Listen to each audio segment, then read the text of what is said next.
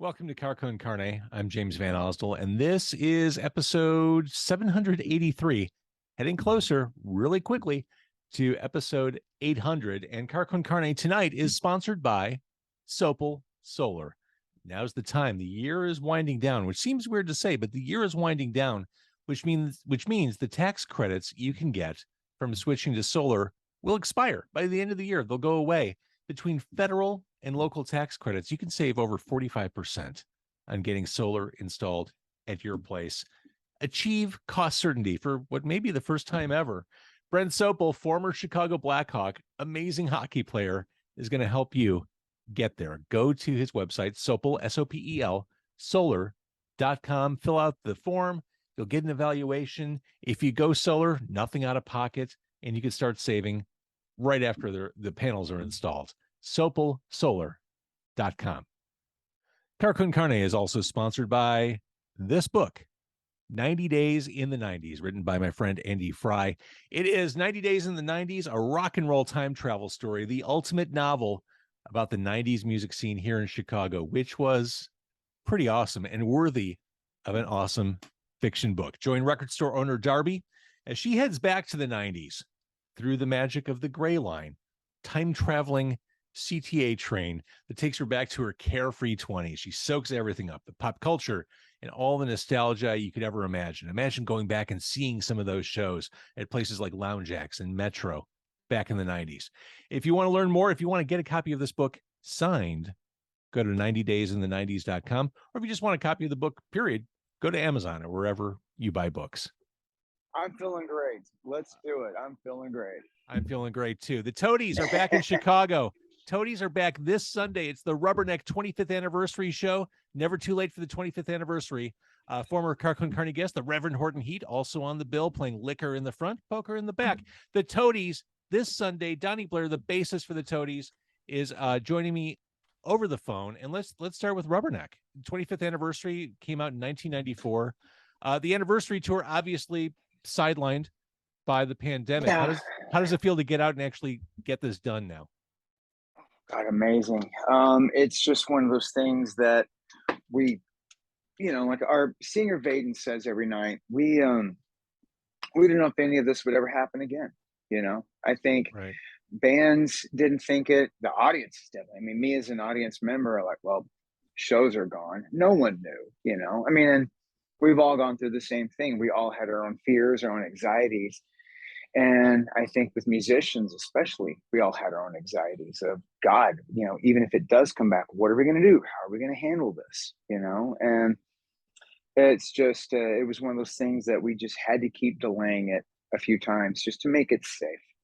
We didn't feel right going out and giving people a thing to get together when there wasn't good ways to actually gather at that Right. point. It's still up in the air, And then I think it was starting to look a little bit better. And then Omicron decides to run down and have its way with everybody, and that didn't feel right either. So we're I was just talking to Clark about this. We're lucky that we made a hard decision, but we did it for everyone and our own safety. And now people are coming out. We were afraid that even if we did go out, people wouldn't care. Like, forget those guys. But they're actually coming out in droves. And tonight we're in Kansas City. It's sold out. Yeah. Metro is already sold out. Right. I mean, that's amazing. God, we love Chicago so much.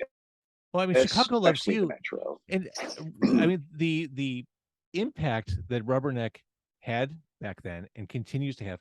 I mean, I remember this was before you joined the band, obviously, but I mean, back in the day, Toadies were opening up for the Red Hot Chili Peppers at the United Center. I mean, that tour, like, it was this never-ending tour, and it was just massive. I mean, the second you would hear like "Away" or "I Come from the Water," I mean, game over in that room. I'm sure it's the same now.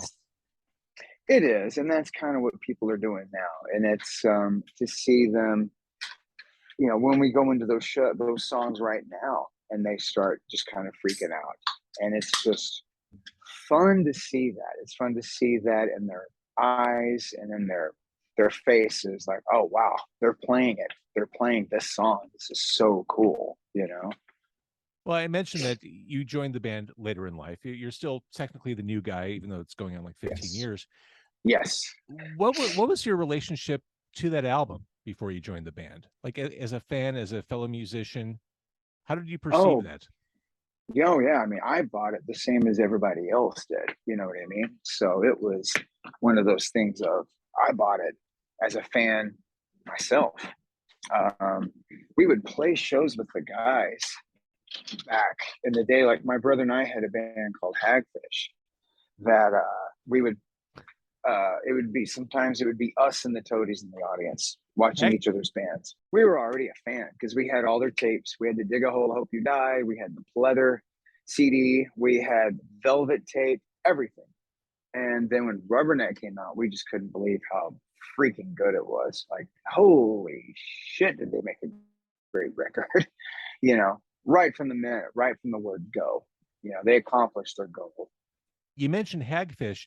For my money, Stamp is probably the best song about cunnilingus I ever played on the radio back in the day. Well, thank you very much. We tried. And oh my God, It's, you know, to go back to those days in radio, back when Rubberneck was new, back when Hagfish was doing its thing, like radio felt dangerous and edgy and like it didn't give a fuck back then. I miss those days. me too. It wasn't, people weren't, you know, they weren't offended as easily about anything. I mean, I got my start. You're right. That's how I got my start. A song about cunnilingus, you know, or Colonel-lingus, whichever one you want to call it, you know. But it, I mean, Q101 played it. Yep. You know, all up the West Coast they played it. We were going into these cities with. I mean, we were. Can we go blue on this? By the way, I think I already said fucking cunnilingus, so all bets are off. yes. All right. Well, you know, we were basically just my brother and I were two dipshits from a fucking podunk town in North Texas, you know, and to go into Chicago and golly, Chicago, you know, and then people like our band, it was just amazing, you know. So and have that with all of our other friends' bands with definitely the Toadies, Course of Empire, and Tripping Daisy, and Reverend Yeah. Heat. We're all kind of doing it. And again, all of us were just dipshits from Texas. And we're all getting signed to major labels. We're all packing these places out. And it was kind of like, we couldn't believe we were doing this shit. None of us would see each other on the road. And then we'd go back home and see each other and hang out. Like, what the fuck? Can you believe this? Well, it's so funny that that was happening in Texas because we had the same thing happening in Chicago, probably a year or Yeah. two ahead of what was going on there. But it was the same Yeah. thing here. Everybody was getting signed. Everyone from the scene would see each other in St. Louis, Kansas City, Los Angeles, because they would all like crisscross getting signed to Capitol and Sony and Island, like Yeah. the same thing. And to your point, like Tripping Daisy and Course of Yeah. Empire and Toadies, it was the same exact situation in a couple of those big markets. Well, and you also had a great scene here with just, I mean, obviously local H. They're some of our good friends that we toured with. God, Triple Fast Action. Sure. That Oh my band God. was amazing. Smoking Popes. Ugh, talk about an amazing. I'm getting band, chills. you know? Those were the days. Well, and my brother's band that he's with now, Rise Against, they're from Chicago, you know? So it's got you've got a great history. And I've always had the best time in Chicago, you know. So it's just one of those things that we're just stoked to be a good part of, you know. Well, and So you're from Texas. People from Texas know how to eat, and people in Chicago want to feed people who aren't from Chicago. So it works out beautifully. it really does. It really does. I mean, as long as there's Wrigleyville, we're good. Yeah. You know what I mean? I don't care. You mentioned Vaden, the front Yes. person of Yes, Toadies. sir. Yeah. That voice is one of a kind. Oh my God. What's it like performing with that dude on stage? It's fantastic because I will have, well, I mean, I guess it's hearing that in my ears because we're all on in ears, you know. Mhm. And so I have him screaming, you know, to I burn. And then I've got Clark on the other side killing it. He does the same thing perfect every night without fail. And then the best thing of all is I have fucking Mark Resnicek, you know. I have his kick drum in my head and his drums, and it's just like, wow, I can't even believe I'm part of this band. You know, it's a really nice thing for me, night after night after night. But my brother was actually talking to Walter Schweifels from Quicksand, you know, and Walter was talking about he had seen some videos of ours recently, and he was marveling at how well Vaden's voice sounds, and it sounds amazing, night after night after night, still the same. You know, I mean, guys that have been doing it as long as him, their voices don't sound that good. Right. They really don't. Time takes a toll on all of us, except for Vaden, because he's supernatural. I think so, dude. You know, I'm always telling him like, your voice sounds amazing, dude. Oh, thanks. And he's just like, oh, I appreciate it. Like, no, I don't think you understand how how rare that is. You know, I don't think he gets it at all. But oh well, you know, it's a truly awesome thing to hear that night after night after night.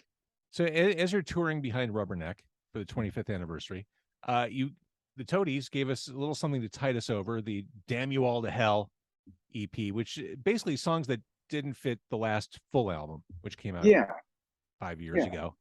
I love it. There's a great down-tempo song on this EP called Deep Deep Water. It is a down-tempo song, but it is still so distinctly and very Toadies. Yes. Isn't it a cool song? Love that. When he sent us the demo for that, like, this is so cool and just something different, you know. And I think it was one of those that we just kind of leaned into just to do something different because we'd already done Heretics, you know. Right. And I think doing play rock music with some of the songs, you know, like Epic Castles and Laments of a Good Man, kind of broke open the door for us to try different things, you know.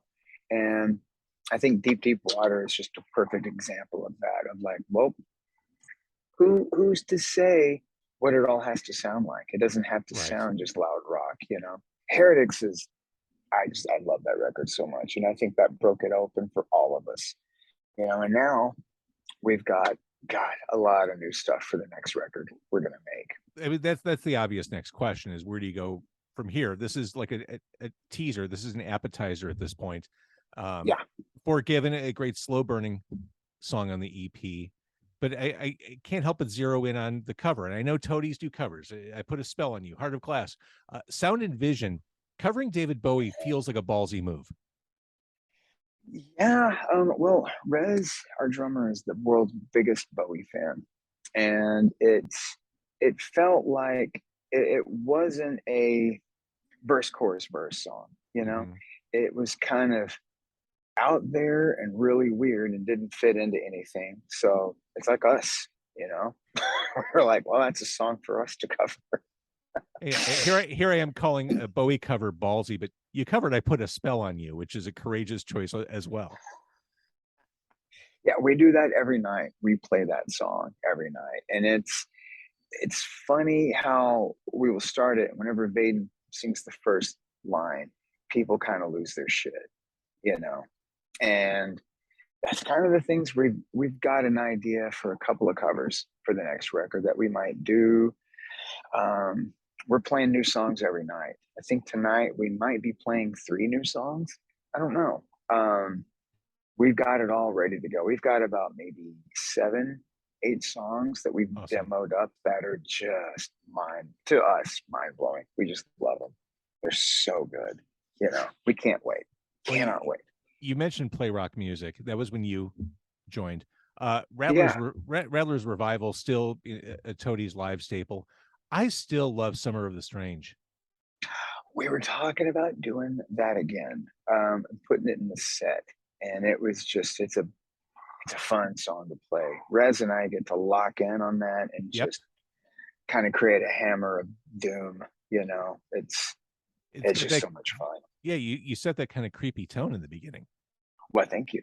It was a Rickenbacker with flat wounds on that. It was weird. We had rented it and tuned it down and just played that. I'm like, well, this is cool. You know, just something completely different. it is a weird song. This is kind of a weird interview to do because, like you said, the Metro show is sold out on Sunday. This is really just a life-affirming chat that the Toadies are here kicking ass, and there's more new music on the way. Like, we can't sell tickets tonight by talking in this podcast. This is really like a ceremonial interview, if nothing else. But I did want to ask you real quick before you go, and I know you've got scant minutes before Toadies take the stage. You're a comic book nerd. Total comic book nerd. I mean, my dad would he wouldn't read my brother and I like bedtime stories. He'd read us comics like King Conan or Doctor Strange. Not like even like DC. It would be like weird shit like Jonah Hex, which is DC, but who the fuck reads Jonah Hex to their kids? Right. It was. And for the record, Jonah Hex is a disfigured character from the Old West. Just hideously deformed, bounty hunter, anti-hero. Or warlord, all that kind of shit. My dad likes the weird stuff, or Ghost Rider. Like, okay, Dad, thanks for reading this comic about a satanic biker, but it's the kind of shit he liked, and so it's something from like the time of 4 or 5. That's what we were going to sleep with. Like, well, that's normal, right?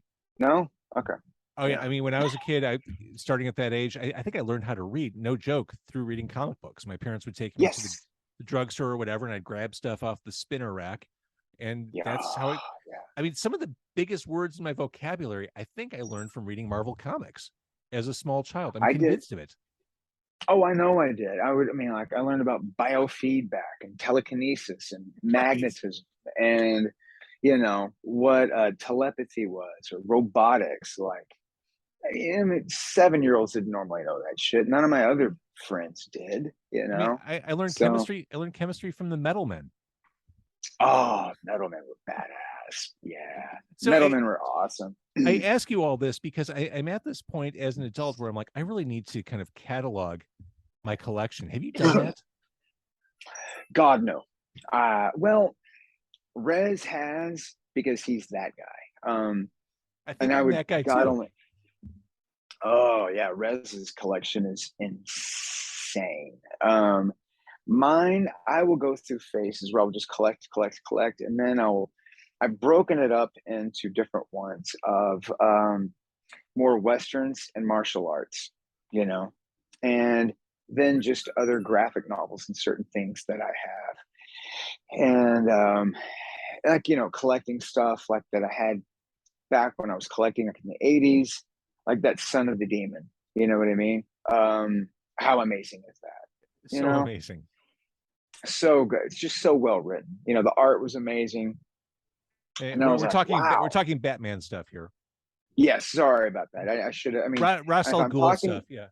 Yeah, if I'm talking to a nerd, you already know. Like, you don't have to. But forget, we have to explain it for the norms that we're talking about Batman. But now Ed Brubaker's my favorite. Oh my God. I mean, and we lost Darwin Cook, which is just so fucking sad. So Brubaker's a writer. Darwin Cook was a writer and an artist, and one of the coolest, most highly stylized artists of the past 30 years. Oh my God. Well, you know what? One of the band's friends, and he did the artwork for our last record, is Michael Lark, who did, I just read the first edition of GCPD with him and Brubaker. Mm-hmm. And now they're turning it like into a show for HBO, which is going to be amazing. Totally agree. And Michael's one of the nicest people, and to have that guy do his art on our stuff, that's amazing. He's so good. That run he did with Daredevil, where Daredevil goes to prison, that's all him and Brubaker. So reading that, like, holy shit, that guy worked on our record. It's so cool. All right, I'm going to let you bring the rock. The Rubberneck tour doesn't stop for a podcast. You got to do your thing. The Toadies back in Chicago Sunday night at Metro. Doni from the Toadies, thank you very much. This is Car Con Carne, sponsored by Simple Solar.